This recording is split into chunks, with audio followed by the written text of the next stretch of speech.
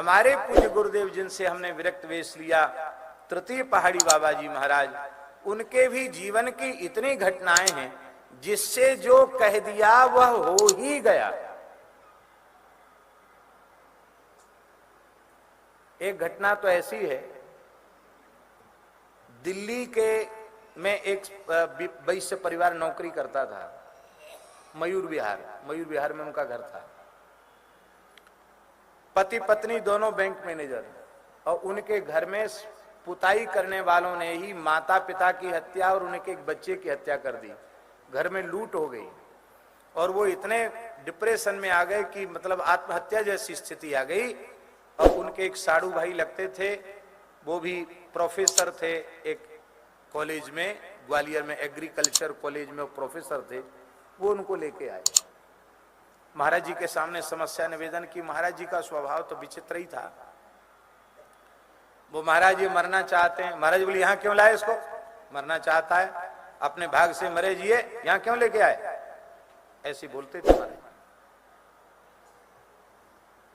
मरने से क्या होगा, क्यों मरता है, सारी घटना सुनाई। बहुत रोया, बोले हम किसके लिए कमाएं और किसके लिए जिए।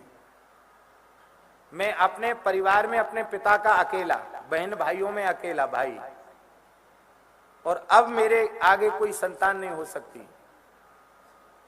एक लड़का था वो भी चला गया। बाबा बोले बुढ़ा हो गया क्या, जा हो जाएगा, एक संतान हो जाएगी, जा।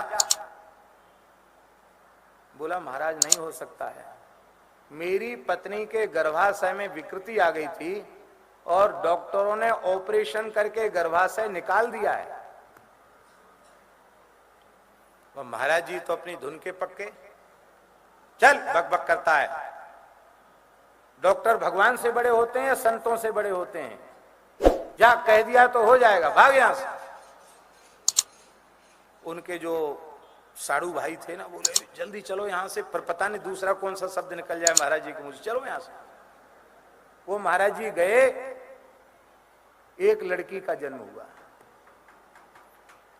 एम्स के डॉक्टरों ने ऑपरेशन किया था, वो शायद कुछ कैंसर जैसी कुछ शिकायत हो गई थी पेट में। वो डॉक्टर आश्चर्यचकित पड़ गए, आश्चर्य में पड़ गए कि जिसका गर्भाशय ही निकाल दिया गया, वो दूसरा गर्भाशय कैसे भीतर निर्मित हो गया। वो डॉक्टर आकर महाराज जी का दर्शन करने आए, खाक चौक में दर्शन करने आए। महाराज जी कोई सेवा बताओ। अरे बोले दीन दुखी गरीब ब्रजवासियों की, साधुओं की सेवा करो। तो उन लोगों ने कैंप भी लगाया था, यहाँ के वृंदावन में कैंप लगा के उन लोगों ने सेवा भी की थी।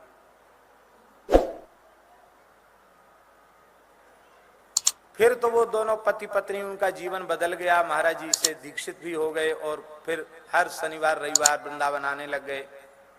पूरे आश्रम की सफाई करते थे। श्रद्धा ऐसी जमती है लोगों को, ऐसी थोड़ी बिना संसार ऐसा ही है, कुछ फायदा होता तभी सेवा करता है। तो महाराज वो छोटी बच्ची बड़ी हुई तो महाराज जी तखत पे लेटे थे, खाली तखत पे लेटे रहते थे। वो बच्ची गई छोटी सी, बाबा बाबा, हाँ महाराज जी बच्चों से खूब खेलते थे। बाबा बाबा हमको एक भैया दे दो। महाराज जी बोले, हंसने लगे, क्या सच्ची सच्ची बता, कौन ने कही तोते, कौन ने कही? मेरी मम्मी कह रही है तेरी जय रे तेरी। अरे राम राम राम, गृहस्थी बड़े बदमाश होते हैं, बड़े बदमाश होते हैं। देखो कितना लोभ बढ़ गया। अब छोरी हो गई तो कहते छोरा चाहिए। उसकी मैया आई, वो रोने लगी, बाबा बहुत दुखी है बेचारी, राखी बांधने को एक भैया तो दे ही दो। महाराज वे बहुत भाग्यशाली, जा जा अगली बार भैया लेके आवेगी, भैया लेके आवेगी। भैया लेके आ गई। ऐसी एक दो घटना ने, कितनी घटनाएं। एक माताजी को दोनों किडनी फेल, स्थिति मरणासन जैसी हो गई, और वो पहाड़ी बाबा के उत्सव में आके बर्तन मांजती थी। प्रोफेसर थी वो माताजी, प्रोफेसर थी, बर्तन मांजती थी आकर आश्रम में। महाराज जी गए, हम भी थे साथ में, ग्वालियर की बात है। महाराज बोले चल सेवा करने आ जा। तो उसको तो लोग पकड़ के उठा रहे थे, उसकी तो हालत बहुत खराब थी। बोले बाबा किडनी दोनों फेल हो गई है, अब तो बस मृत्यु है हमारी, कुछ नहीं बचा, अब क्या करो। महाराज जी वहां से चले आए और चलते चलते बोले ठीक समय से आ जाना बर्तन मांजने, कह के चले गए।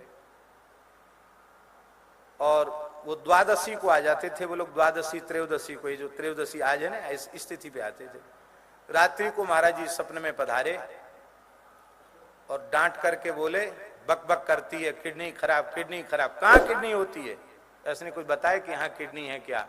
तो महाराज जी ने स्वप्न में ही अपना चरण लगाया, बोले जा तेरी दोनों किडनी ठीक हो गई, उठ सेवा करने आ जा।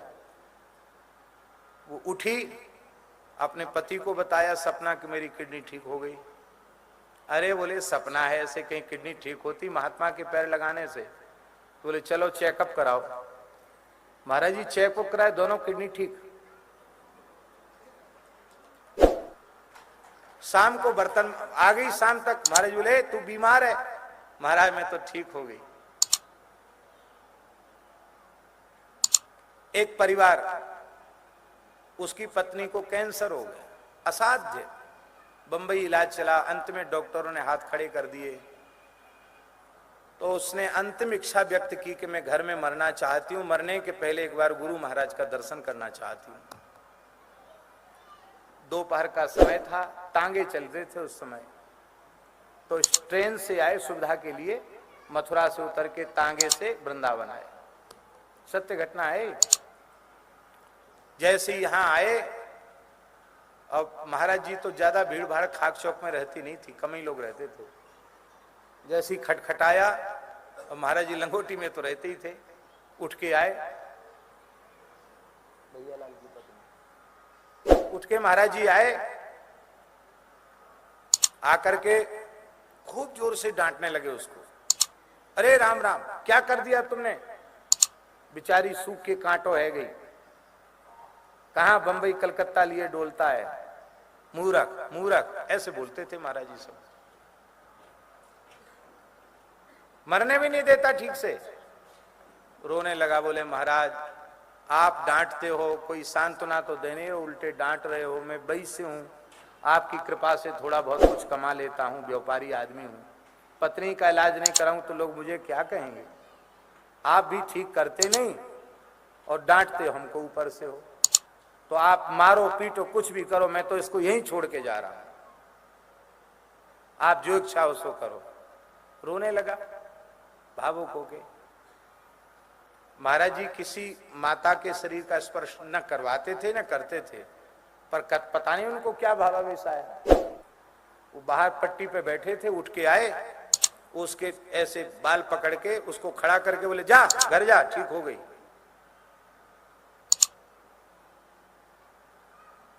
बोले अभी निकल जाओ, अभी निकलो यहां से। चले गए घर। उनको विश्वास नहीं हुआ ऐसे कहीं छूने से ठीक हो जाता क्या।